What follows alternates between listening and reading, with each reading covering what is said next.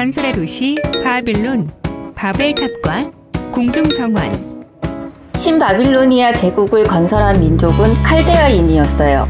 바빌로니아 왕국을 세운 아모리인처럼 셈족 계열의 민족이었죠.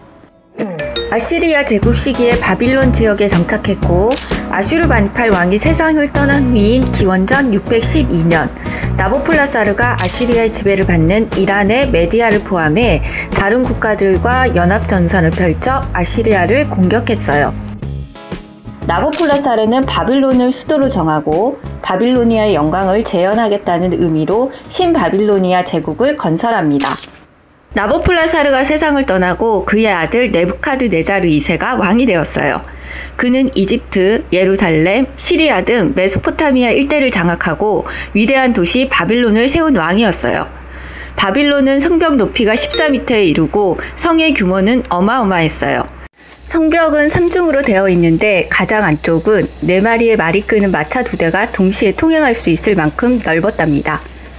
기원전 300년경 로마의 인구가 10만이라고 알려져 있는데 당시 바빌론의 인구는 15만에서 최대 30만까지 추측하기도 합니다. 그런데 이 도시는 신바빌로니아 제국이 멸망하고 신기루처럼 사라졌어요.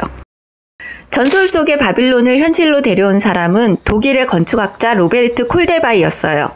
1899년부터 무려 18년 동안 바빌론 도시 발굴에 참여했죠. 사막을 20m 이상 파내려 가자 바빌론 도시의 흔적이 나타났고 그 발굴 작업으로 인해 신바빌로니아 제국의 비밀이 하나둘 밝혀지기 시작했어요. 현재 아주 일부만 발굴된 바빌론 유적을 통해 기원전 600년경 존재했던 신바빌로니아 수도 바빌론 이야기를 해볼까 합니다. 발굴된 유적 중에서는 바벨탑으로 알려진 마르두크 신전 기단과 바빌론 공중정원으로 추정하는 장소도 추가되었답니다.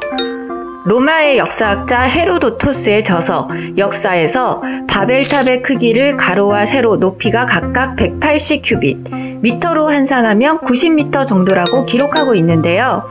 마르두크 신전 유적지의 가로와 세로가 각각 91.2m였어요. 구약성서에 나오는 바벨탑은 실제 존재했을까요? 여기서 역사적 기록에 상상을 더해 당시 바빌론의 바벨탑 이야기를 풀어볼게요. 네부카드네자르 2세는 남유다 왕국을 정복했어요. 당시 전쟁에 저항했던 유대인 1만여 명이 바빌론으로 끌려오는 역사적 사건을 바빌론 유수라고 합니다. 남유다 유대인들이 포로가 되어 바빌론으로 왔을 때 도시의 웅장함과 거대한 마르두크 신전을 보고 문화적 충격을 받았을 거예요. 그래서 바벨탑에 대한 기록을 남겼고 그 이야기가 성경에 기록되었다고 상상해 볼 수 있어요. 현재까지 바벨탑은 역사적 사실이라기보다는 신화적 전설이라고 얘기하는 학자들이 있어요. 하지만 바빌론 유적에 대한 연구가 계속된다면 역사적 사실이 될 수도 있겠죠. 바빌론의 건축물 가운데 세계 7대 불가사의 중 하나가 공중정원입니다. 네부카드네자르 2세의 부인은 메디아 왕국 사람이었어요. 나무가 울창하고 꽃과 과일이 풍성했던 메디아 왕국을 늘 그리워했던 왕비를 위해 메디아와 비슷한 환경을 만들어주기 위해 정원을 만들었다고 하는데요. 사막이었던 바빌론의 유프라테스 강에 물을 끌어와 저장하고 울창한 숲과 정원을 만들었다는 기록이에요.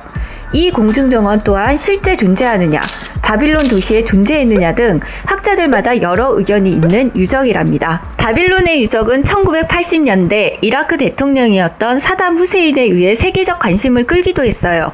사담 후세인은 자신의 우상인 네부카드네자르 2세의 궁궐터에 자신의 별장을 짓는데요. 6천만 개의 벽돌을 사용했고 지구라트를 본또 지어졌답니다. 이라크의 영도자 사담 후세인 시대에 바빌론 영광이 재현됐다라는 글귀를 새기기도 했어요. 바빌론의 유적은 사담 후세인의 별장을 짓기 위한 공사로 인해 많이 훼손되었고 이후 2000년 초반 이라크 전쟁으로 더 큰 피해를 입었습니다. 다행인 것은 2019년 유네스코 세계문화유산에 등재되었는데 더 이상의 훼손을 막을 수 있길 기대합니다. 이번 시간에는 전설 속의 고대 도시 바빌론에 대해 알아보았습니다. 다음 시간에는 바빌론 도시의 성문인 이슈타르문에 대해 알아보겠습니다. 이슈타르문은 독일의 페르가몬 박물관에 가면 볼 수 있어요. 로베르트 콜데바이가 세상을 떠난 후 독일 베를린으로 옮겨진 이슈타르문에 새겨진 동물 조각들과 벽돌을 통해 당시 바빌론 도시를 상상해 볼게요. 재밌게 시청하셨다면 구독과 좋아요를 눌러주세요. 그럼 다음 시간에 다시 만나요.